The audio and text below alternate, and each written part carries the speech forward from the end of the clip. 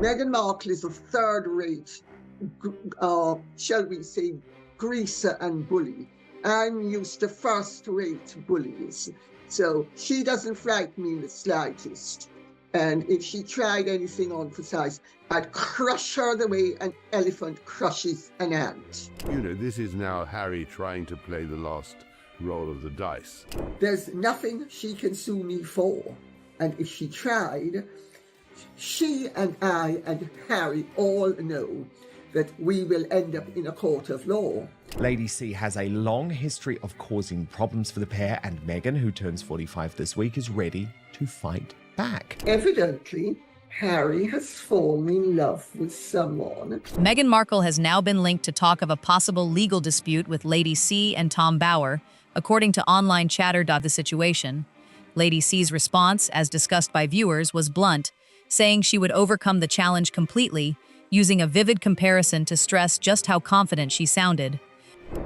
If Meghan and Harry think that Paul Dacre is a tiger, they have never seen this tigress in action.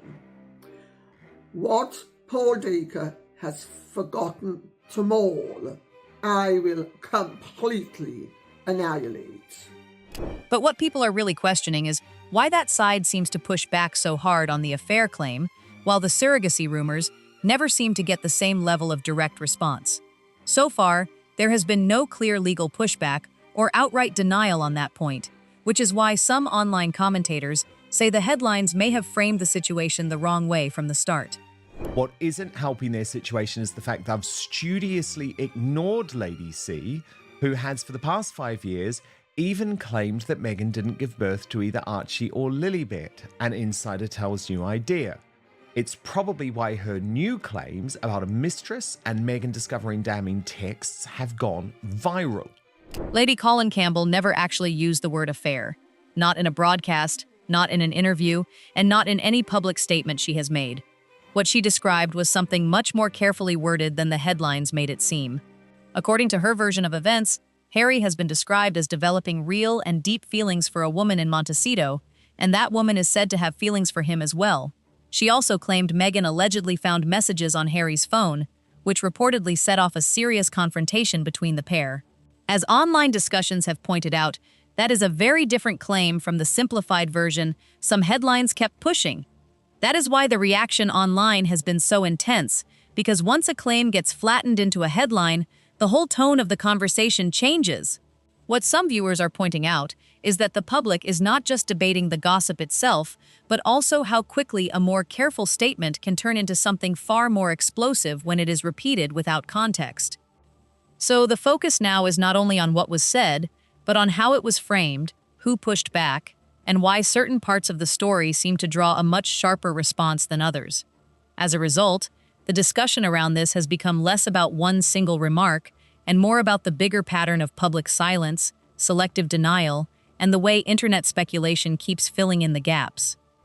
Harry has met someone who is his age, with whom he is in love, and who is in love with him.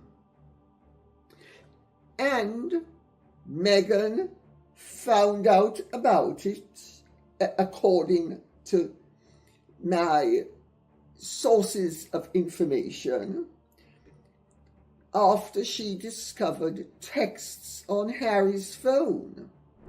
And according to people said to be close to the couple, observers had supposedly noticed a meaningful shift in their private dynamic for quite some time before any of this became public. That is why some commentators keep stressing that, in legal terms, this was not presented as an affair claim. Instead, it was framed as a specific set of reported emotional details from positioned individuals.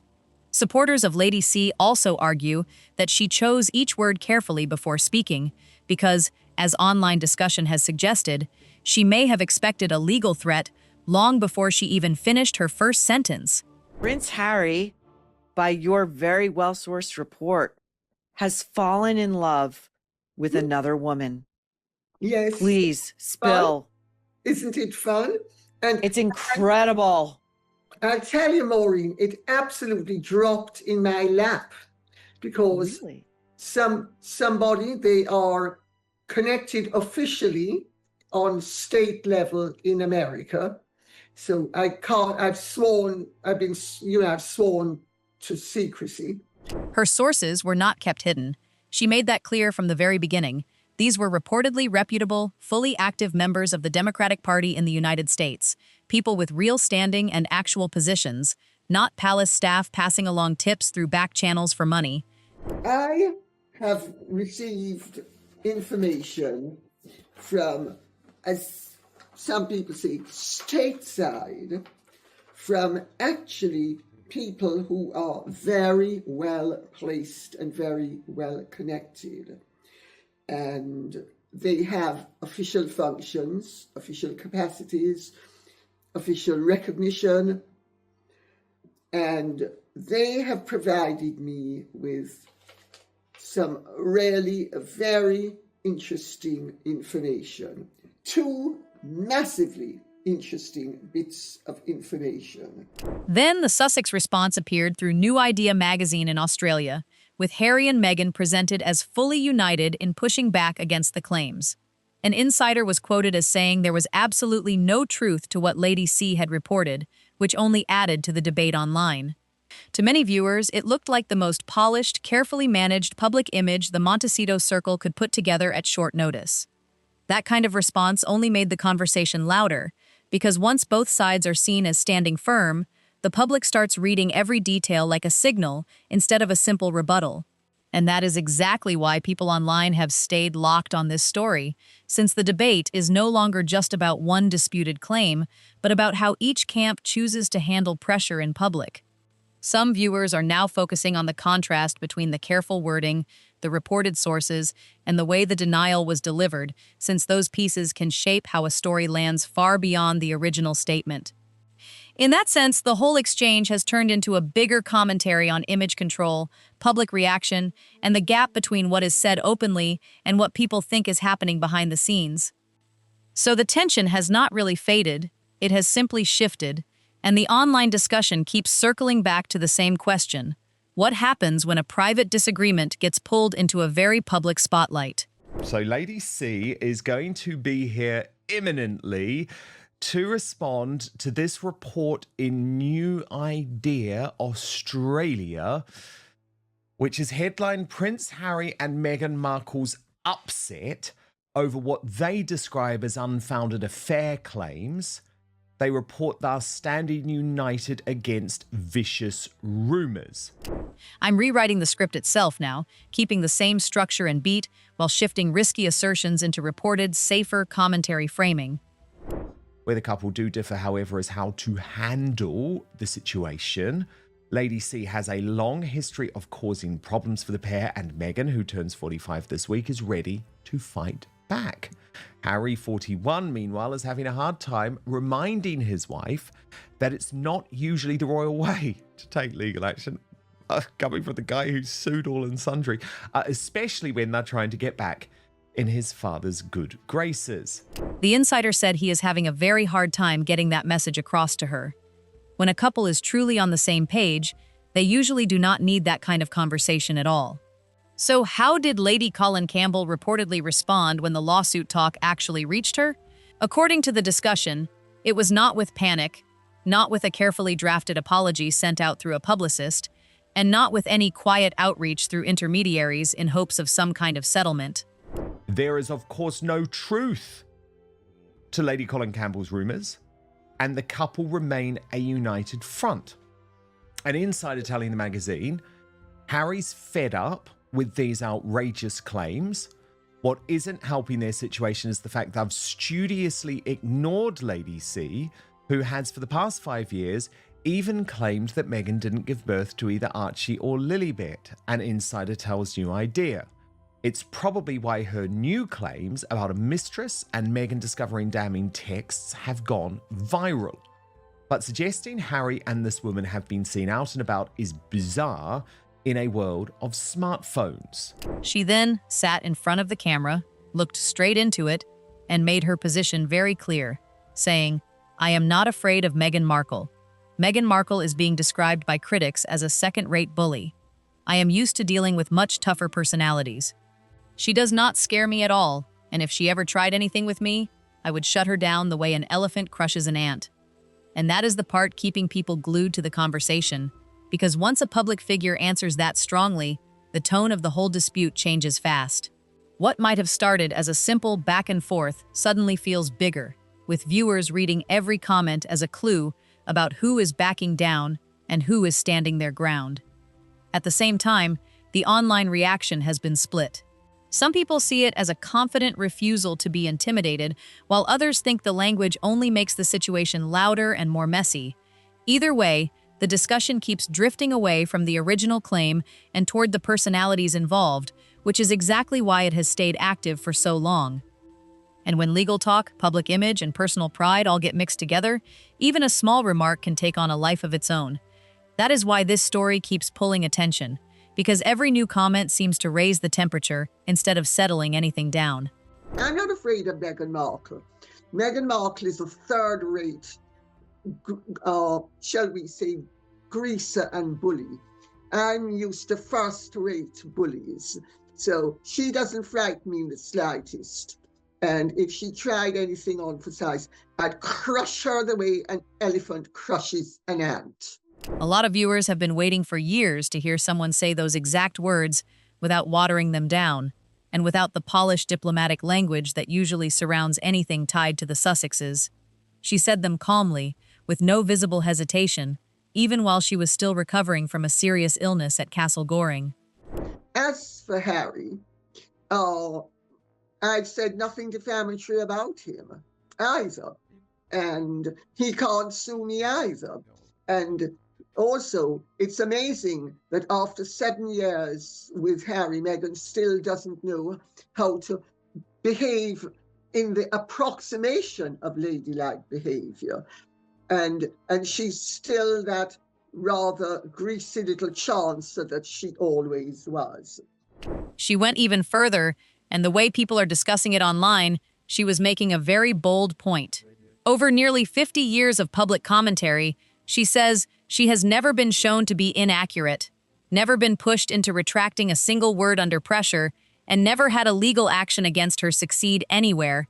I have never said, and you know, this is where all these idiots will always fall flat on their faces. I have been very measured as to what I have said, and I have been very careful as to what I have reported upon. And I have been actually very frank about how this information was brought to me by reputable members of the Democratic Party in the United States of America. Now look at the other side of this dispute. Meghan's own case against Associated Newspapers ended with the judge noting, in the written judgment, that he did not find her account to be fully consistent throughout the proceedings. The damages reportedly awarded were £1, which is hard for anyone to frame as a major win in practical terms. What people keep pointing to is the fact that it becomes part of the public legal record, something anyone can look up later.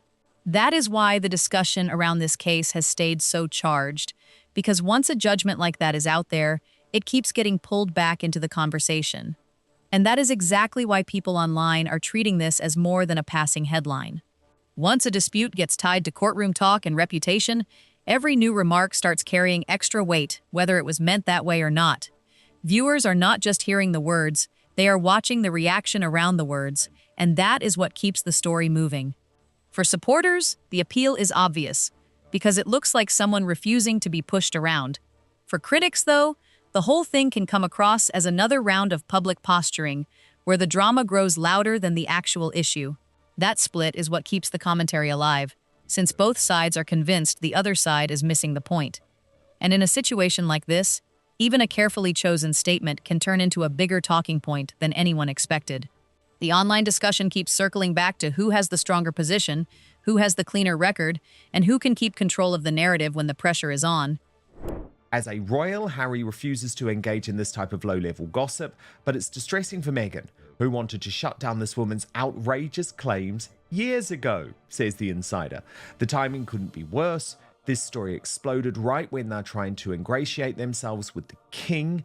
Things were already tense between Meghan and Harry after she posted those pics at Althorpe. Harry's frustrations at her inability to understand how royals work have reached fever pitch. Then a theory began circulating online this week that the whole affair story may have been deliberately passed through Meghan's own team, allegedly to put Lady C in a public trap. According to that chatter, the idea was to pass along unverified information through a trusted source, wait for Lady C to repeat it, and then try to frame her as unreliable in front of a huge audience. Lady C brushed that off in just 3 sentences. She said she has known her sources personally from the very beginning. She added that she checked everything carefully before saying a word in public, and she made it clear that the suggestion she could be outplayed by someone working at that level was not something she felt needed a serious reply. And Lady C, you are convinced that this story was brought to you by genuine forces, because this week there has been a bit, and I don't know if you believe that this is maybe by Sussex Squad goons or where it's coming from, but there has been a bid to suggest that actually the story was planted by Meghan Markle. Now, this is something, Lady C, sometimes celebrities do, isn't it? If they're trying to catch out a journalist, or if they're trying to catch out an enemy commentator, it's like, let's give them a false story and try and make them look stupid. But you are convinced that's not the case. Absolutely. Of course, Dan, I've been at this for nearly 50 years. But here is what that theory seems to suggest without even meaning to. If Meghan's team was close enough to try something like that, then people online argued they were clearly not unfazed. They were not sitting above the noise in complete calm. According to online discussion, they would be watching Lady C's every word, every appearance, and every line she delivers, with what some viewers described as a kind of nervous pressure sitting underneath the whole situation. So I'm not at all intimidated by her or by him. And all I can say is, if they think that they have an action that they can bring against me, bring it on. I'll see them in a court of law. Tom Bauer responded with the same calm, at least on the surface. According to online discussion, he appears to have the receipts, and some viewers believe he may know exactly what filing that kind of lawsuit could set in motion. If you step back from the legal back and forth for a moment, there has been something sitting quietly in the background of this whole story, and it appears to connect more directly to what is happening now than most people have realized so far. What makes this whole situation so sticky is that people online are not just reacting to the personalities involved, they are reacting to the possibility of what comes next. Once a legal angle enters the picture, every statement starts getting picked apart, every silence starts looking strategic, and every reaction gets read like it is hiding something. That is why the chatter keeps growing instead of settling down. And for viewers following the dispute, the real tension is not only about who said what, but about who seems more prepared for the pressure. Some online commentators think that is exactly where the balance of the story starts to shift, because confidence on camera is one thing, but handling a legal or public fallout is something else entirely. So now the conversation is moving into a sharper place, where every new reaction could change how the whole story is being judged. Pathetic. Not so funny, it's actually tragic. What Harry revealed by that is a complete lack of any self-awareness, of any understanding of reality. He just behaved as the arrogant royal. According to observers, Meghan Markle has not been seen wearing her engagement ring in public for months now.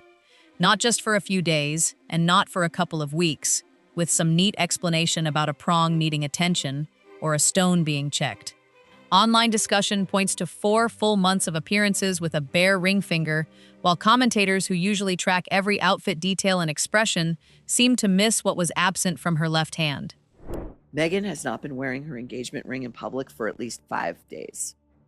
Now, Yahoo is actually reporting she hasn't been wearing it in public for 4 months, but most news outlets only realized this about 5 days ago, which tells us a lot about the waning interest in Meghan Markle in the marketplace.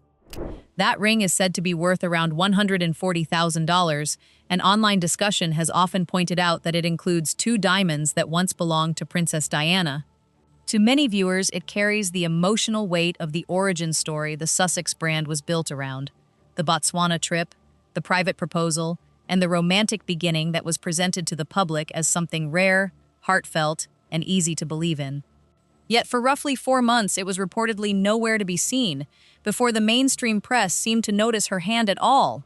Her engagement ring is worth $140,000. And as we will see when we go through what she was wearing at this premiere, this bullshit premiere she showed up at last Wednesday, she loves to flaunt her largesse. She's very nouveau riche. She loves to flaunt her riches. This engagement ring is a 3-carat cushion cut center diamond from Botswana, which has significance because Botswana figured very prominently in Harry and Meghan's origin story as a couple. It is surrounded, that 3-carat diamond is surrounded by 2 side diamonds once belonging to Princess Diana. Maureen Callahan said she saw something very different when she finally took a closer look. She pointed to that 1992 image of Diana sitting alone at the Taj Mahal, and the symbolism, at least to her, was impossible to ignore.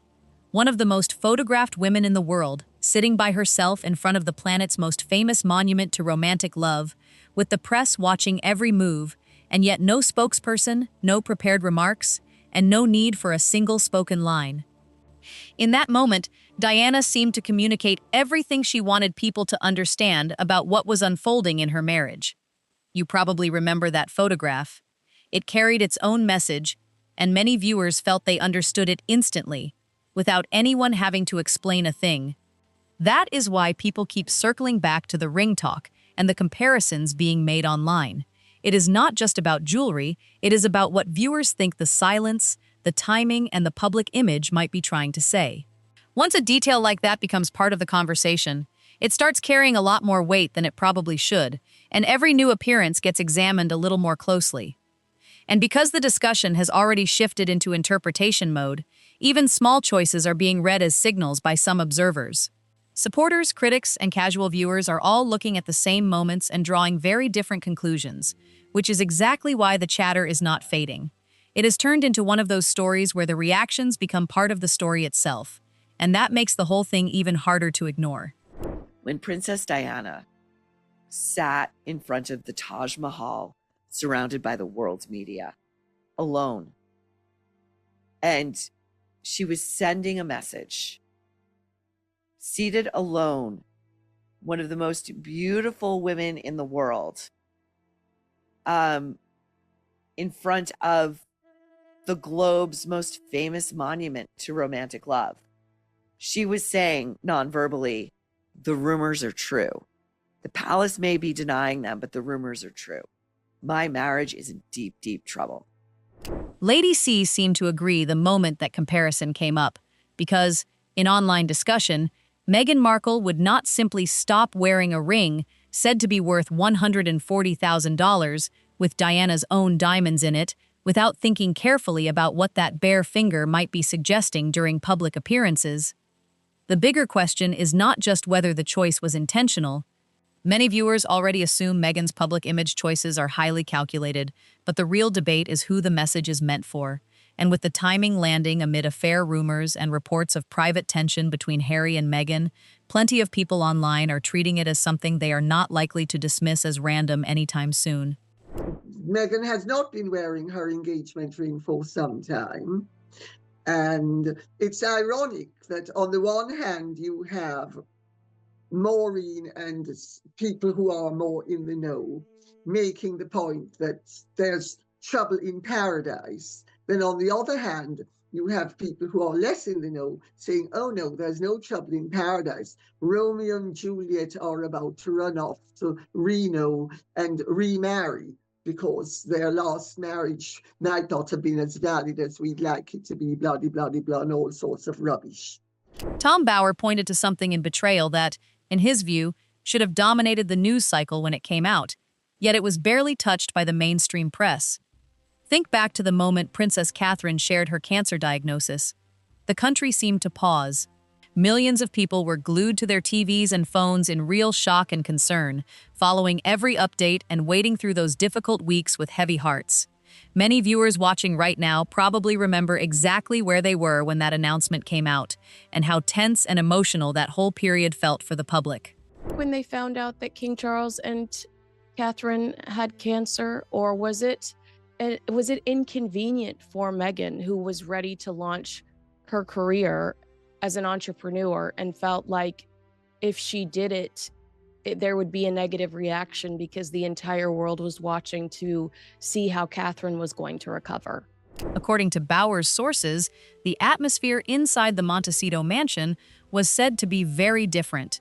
Harry and Meghan reportedly took a long time before sending any kind of sympathy to Catherine at all. Then, when Catherine made a small editing mistake on a Mother's Day photo while privately going through chemotherapy and trying to shield her 3 young children from the reality of her illness, Meghan's PR operation was already said to be moving quickly. Stories were encouraged, and the chatter only got louder. And once that line of discussion took hold, it became less about one isolated moment and more about the bigger pattern people think they are seeing. Online commentators kept pointing to the way every public move is now picked apart, with supporters saying too much is being read into it, while critics argue the timing is never accidental. That is what keeps this story moving, the gap between what is officially said and what viewers believe is being communicated. So even without any clear confirmation, the conversation keeps building, because each new detail is filtered through the same question: what was meant, and who was it meant for? That Meghan was crying about the fate of Charles and Kate. One more thinks that perhaps she thought, well, there are some blessings in the world as well. I mean, the point is that they were very late in sending any commiserations to Kate, and of course Harry's dash to London to see his father was all contrived as well. It didn't make much sense. Mm-hmm. So what actually happened inside the mansion in Montecito that day, I can't say from eyewitness accounts, but I don't believe that there was much sorrow. And when Kate then made her errors about the photograph, allegedly doctored, it wasn't really, and then did her video after her illness, you've got to remember, the Montecito PR people jumped on Kate in the most nasty manner. According to this line of online discussion, the Sussex digital team was said to be working in the background while a woman was quietly fighting for her life and trying to hold her family together with every bit of strength she had. Catherine, meanwhile, responded with complete silence. No story was placed with a sympathetic journalist, no spokesperson comment was used to push back or redirect the news cycle, and no carefully timed briefing was sent to a friendly outlet. Just silence, remarkable restraint, and a level of dignity under pressure that most people would struggle to maintain for even an afternoon. That contrast, as viewers have pointed out, almost speaks for itself. Bauer also said Harry's visit to Charles after the cancer announcement, which was presented publicly as a warm family reunion, looked far more managed for the cameras than what his sources claimed was happening behind closed doors. The point was they wanted to undermine Meghan and Harry. What's interesting about it is that a very senior official at Buckingham Palace, in other words, the rival court, thought it was most unfortunate that it was leaked, because that's always classic. The palaces always disagree with one another. They thought it was counterproductive.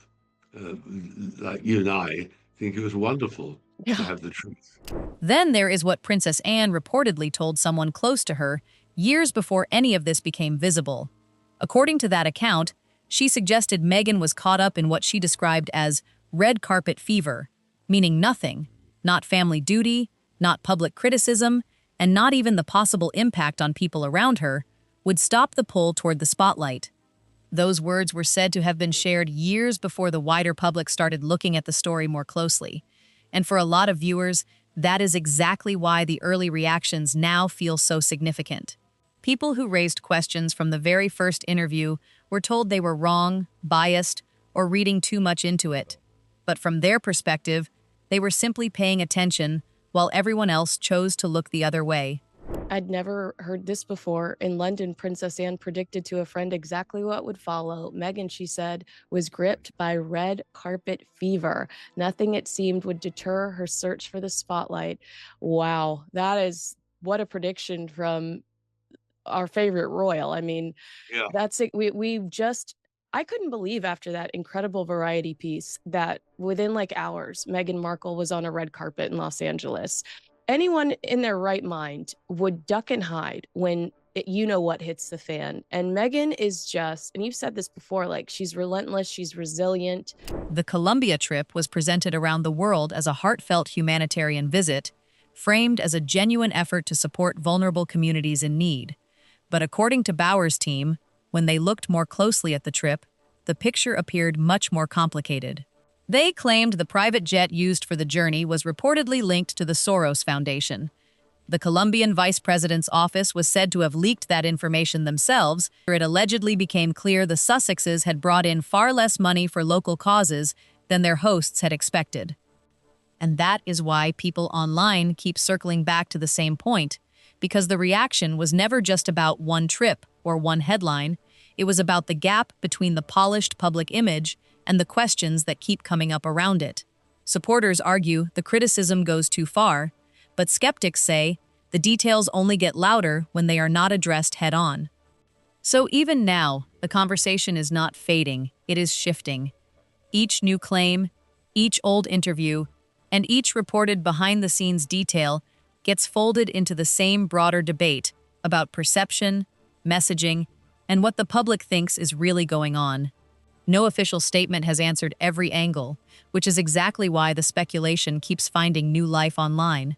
And as people continue dissecting every move, the story stays stuck in that uneasy space where silence can look strategic, and every response, or lack of one, becomes part of the narrative. And she leaked it, that it was the Soros Foundation, a charity in Colombia, that had paid. The Soros Foundation didn't want to comment about whether they had helped or not, but there's no doubt it came from the vice president's office. And I assume it's true because the Sussexes wouldn't have flown down on anything other than a private jet, and the vice president didn't have one, and Soros was the person who they themselves leaked. I'm rewriting the script in place with safer, reported speech framing, while keeping the same structure, pacing, and names intact. Well, the whole of the Colombian trip is actually shrouded in unbelievable mystery and secrecy, not least because the vice president, a controversial woman, didn't want it to be known that in the end, the Sussexes, who she thought would contribute hugely to her charities, I think it left around about $8,000 behind, which was a fraction, a tiny fraction of what she expected. All of that, critics argued, was happening alongside what some online discussions described as a personal commission shopping operation running at the same time as the humanitarian mission. Bauer said he spent hours reviewing footage from that trip for his research, and in his telling, Harry reportedly appeared visibly out of place at formal state receptions and official dinners, standing in rooms full of conversation happening in a language he does not speak. He described Harry as smiling at what seemed like the right moments, but without any clear grasp of what was unfolding around him, at least in Bauer's view. Bauer also wrote that, in every clip he checked, the smile seemed to hide what he interpreted as an empty expression underneath. The videos, which I've listed in the book, are just extraordinary when he is eating meals or standing at receptions where he really didn't understand what was happening because he doesn't speak a word of Spanish. So for those inside, it was a catastrophe. For those outside, it was just bemusing to see the Sussexes doing a, quote, royal tour. Then Meghan was seen speaking before a room of young people facing severe hardship, individuals who, according to discussion around the event, were living in real poverty and unsure where their next meal would come from, and she urged them to pursue joy. Then came what many described as the most telling moment of that entire period, Harry's mental health conference in New York, which was built and launched around protecting young people from the widely discussed risks of social media. That is why the reaction has stayed so sharp online, because viewers are not only reacting to one event, they are reacting to the pattern they think they see. Every new clip gets compared with the last one, and every silence gets read as part of the same bigger story. Supporters still push back and say the criticism is being overblown, but critics keep pointing to the same mismatch between image, messaging, and the questions that never seem to settle down. So the discussion keeps moving, but it never really disappears. Instead, it circles back through the same disputed details, the same public appearances, and the same unanswered points, with each side using the gaps to defend its own version of events. And that is exactly why this conversation keeps pulling people back in. Because once a story starts to feel unfinished, online audiences tend to keep picking at every piece until something changes. I mean, she's standing there in front of a room full of children that don't know where they're going to get their next meal from. And she's like, pursue joy. And you're just thinking, oh my God, you are so out of your depth. When one participant put him on the spot and asked for his solution to the exact problem the conference had reportedly been created to address, Harry was said to look around the room and say he did not know. Meghan stepped in right away and appeared to help steady the moment before it seemed to fall apart completely. The same man who, in online chatter, was said to be threatening a full courtroom fight with Lady C and Tom Bower reportedly could not answer a basic question at his own conference about the very cause he was there to discuss. That contrast did not go unnoticed, and it quickly became one of the sharpest talking points around the event. And one eminent participant said to Harry, what's your cure for this? And he said, I don't know. So, of course, that was unbelievable, because the whole purpose of the charity... You write that in your book, and I could not believe when I read the words, I don't know, I thought, oh my God, is that all that he contributed? This is the part audiences have been waiting years to hear stated plainly, without all the noise around it. Think about it carefully. Harry and Meghan have reportedly pushed back hard against nearly every negative story that has come their way over the past several years. There have been costly tabloid cases that dragged on for years, and even questions around personal security arrangements have reportedly led to tension with the British government. Samantha Markle's legal matter was also reportedly met with strong resistance, using every available resource, until a judge ordered Meghan to sit for full cross-examination under oath, and at that point some observers felt the aggressive legal posture seemed to fade into silence. Right now, they are also reportedly contesting Lady C's affair claim through lawyers, coordinated media responses, and friendly outlets presenting the Sussex version of events at full volume. But Lady Colin Campbell has reportedly been raising serious public questions, according to online discussion, about the circumstances surrounding Archie and Lilibet's births for years, not just months. Those questions have circulated through broadcasts seen by millions internationally, and viewers across multiple platforms have repeated and debated them, even as the claims remain disputed online. What stands out, though, is that there has reportedly been no letter from a lawyer, no direct public denial answering those specific questions, and no spokesperson response on that exact subject. That silence has reportedly remained in place while everything else has been challenged with maximum force. But the mere fact that Meghan has been giving this message is something that most people have ignored. But she has, and as you and I and Maureen all know, Meghan is very calculated and deliberate. And everything she does is carefully thought out to somehow convey some message.